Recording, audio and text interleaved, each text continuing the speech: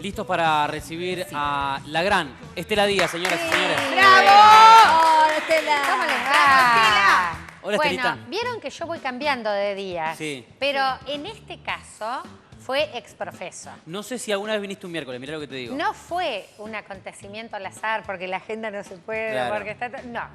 Hoy es 25 de noviembre. Ajá. Y es justamente el día de conmemoración internacional de la lucha por la eliminación de la violencia contra las mujeres. Así que primero vamos a hacer así, lo más rápido posible, un repaso de por qué conmemoramos este día. El hecho es en realidad el asesinato, que fue un asesinato político, pero con un claro contenido sexista, de las hermanas Mirabal en la República Dominicana en la dictadura de Trujillo, el 25 de noviembre de 1960. Patria, Minerva y María Teresa. En el año 1981, en Bogotá se realiza el primer encuentro latinoamericano feminista y allí se plantea que hay un grave problema que tiene que ver con la violencia contra las mujeres, la violencia política, social, familiar. Y plantean tomar este día en memoria de estas hermanas, de este asesinato político de mujeres, como fecha conmemorativa. A partir de ahí, el movimiento de mujeres, el movimiento feminista, genera acciones todos los años. En 1999 toma esta fecha las Naciones Unidas. Miren, en general pasa esto. Hay fenómenos sociales que movilizan, que se plantean días, y después las Naciones Unidas lo toma para conmemoración. Desde esta fecha aquí se han recorrido una gran cantidad de decisiones legislativas, de reconocimiento de políticas de Estado para decir esto es una violación de derechos humanos fundamentales de las mujeres. Se asienta en la histórica discriminación machista contra las mujeres, en esta desigualdad social de las mujeres, esta violencia. Bueno, hay que construir leyes y políticas para erradicarla.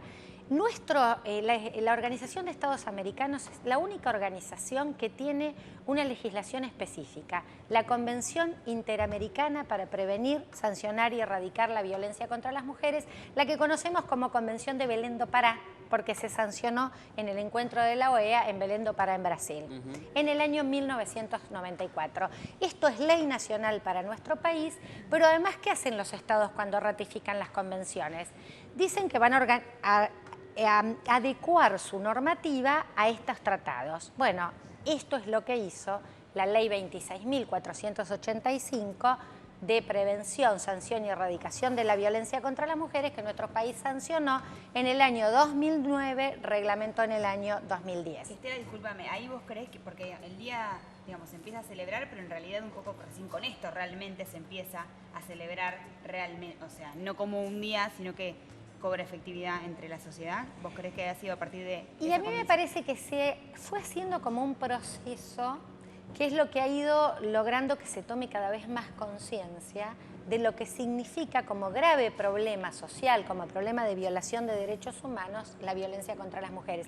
Y se empieza, miren, en la provincia de Buenos Aires la primera legislación es del año 2000, la ley 12.569, pero ¿cómo se llamaba? De violencia familiar. Ajá. No era de violencia contra las mujeres. Y la primer ley nacional nuestra es del año 94 y también de violencia familiar, porque había fuertísima resistencia a reconocer que había violencia específica por razones de género, que la vulnerabilidad tenía que ver con este patrón histórico-cultural de desigualdad hacia las mujeres. Estas normativas que dicen, tanto el Estado como lo social, como lo familiar, tiene tipos de violencia que tienen que ver con esto. Y la ley define, en sintonía con la Convención de Belém do Pará, 5 tipos: violencia física, psicológica, sexual, económica y patrimonial y simbólica. ¿Y por qué es importante? Porque en general la que más reconocemos es la física, pero cuesta reconocer incluso, por ejemplo, violencia sexual en las relaciones de pareja. Bueno, que ahora muchos spots, por lo menos este año en relación al Ni Una Menos, publicitarios o un poco difundiendo esto, han comenzado a tomar lo que empieza a pasar antes de la piña, ¿no? Exacto. Hay una publicidad que es muy celos, buena, sí. que va como retrocediendo en el tiempo. Me refería a esa, sí. A esa te Sí, estaba que refiriendo. muestra un poco los celos con el teléfono, la persecución Claro. de cosas muy sutiles que El empiezan a control, Antes de con llegar a el, un golpe, el digamos. control con el dinero, eso es violencia. Violencia económica. Claro, decir, no, ¿por qué tanto? ¿En qué gastaste? Controlar, digamos, y cuando hay veces hasta sacarle lo que la mujer gana. y administrarlo al varón, no dejarla que administre. Y hablar si están separados y no se le pasa lo que le corresponde. Claro. Bueno, y después habla de 5 modalidades Ajá. la ley. La modalidad doméstica, ¿no?, que familiar, que por ahí es la que más tratamos en general, pero también se habla de violencia institucional, laboral, contra la libertad reproductiva, violencia obstétrica y violencia mediática. Me parece que esto claramente nos da un amplísimo espectro de reconocer que en todos los ámbitos, en todas sus formas, en todas sus modalidades, se debe erradicar la violencia. Se han dado muchísimos pasos, acá lo hemos charlado. Esta ley además plantea la integralidad de la política, la interrelación para erradicar la violencia, la necesidad de que muchos de los organismos que están involucrados y de todos los poderes, el Poder Ejecutivo, el Poder Legislativo, el Poder Judicial y la sociedad en su conjunto tienen que aportar para erradicar la violencia. Y en este camino, digo, este año hubo un hito, ¿no? Hoy hablábamos antes de empezar del Ni Una Menos del 3 de junio, Sin duda. que fue una movilización histórica, un hito donde no hay casi antecedentes ni mundiales de una movilización tan masiva por el tema de la violencia. Bueno, ¿qué me parece que hizo? Hoy va a haber también una concentración a partir de las 17 horas en el Congreso de la Nación, pero creo que contribuyó para acelerar algunos dispositivos de atención que ya estaban en marcha. Hoy, la Corte Suprema de Justicia de la Nación está presentando el registro de femicidios, que antes teníamos un registro por una ONG, la Casa del Encuentro, Claro. pero es justamente el Poder Judicial que registra en sus expedientes los asesinatos de mujeres, quien tiene las mejores herramientas para presentar. Y tenemos este esos datos, ¿eh? ¿Vamos a ¿Vamos a verlos? verlos? A ver, ahí está la placa, a ver, la primera. Tenemos 2. Ahí está. Población femenina, 8.411.300. Víctimas, 92 mujeres. Es una mujer cada 116.194. ¿Eh? Y vamos a ver la otra. Son datos del 2014 los Claro. que están publicando. Bien. Bien, bien. Vemos la otra placa, con algunos datos entonces de la Corte Suprema de Justicia sobre los femicidios. Total de víctimas 225, vínculo víctima-imputado, el 57% son pareja, el 6% conocidos, el 7% extraños y el 18% sin datos. 57% son pareja, casi Supera 60. ampliamente, más del 60% los femicidios de conocidos, ¿no? Incluso tampoco, digamos, lo que yo tengo en memoria, tampoco estaba en un tema de agenda, porque no es que de golpe hay más casos en este año de femicidios y de violencia familiar, sino que era un tema que en los medios no se hablaba tampoco.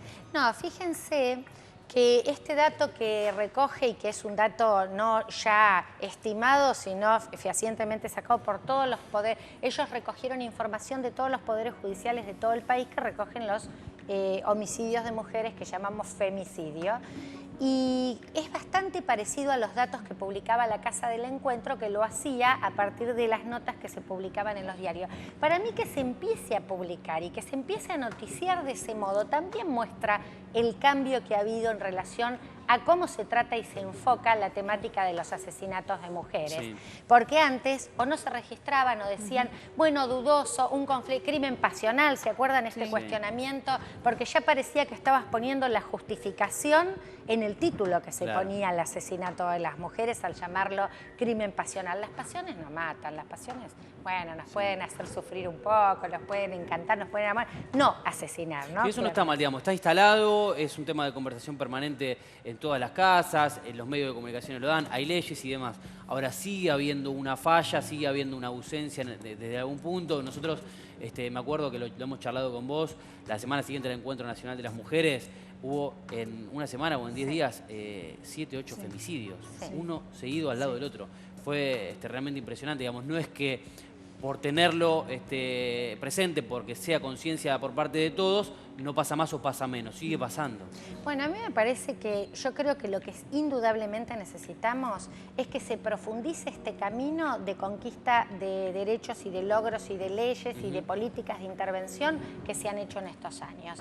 Tenemos legislación, tenemos registros, tenemos línea, la 144 nacional para llamar las 24 horas del día. Bueno, ¿qué necesitamos? muchas más políticas públicas que hagan que se reduzca un poco esta brecha que todavía está presente entre todo lo que la ley idealmente dice que hay que hacer y las prácticas institucionales y sociales. Me parece que esta idea de construir tolerancia ninguna a la violencia contra las mujeres, bueno, más recursos económicos, más políticas públicas y más compromiso de cada uno y cada una de nosotras con la... Bien, Estelita, gracias por venir hoy entonces. Bueno, Iba a venir Cristela, y no vino porque venías vos. bueno, porque sabía que le iba a reclamar Sí. algunas cosas que debe en la ciudad de Buenos Aires. Esperemos que ahora en La Nación Veremos. revierta ese... La semana que viene te esperamos. Bueno.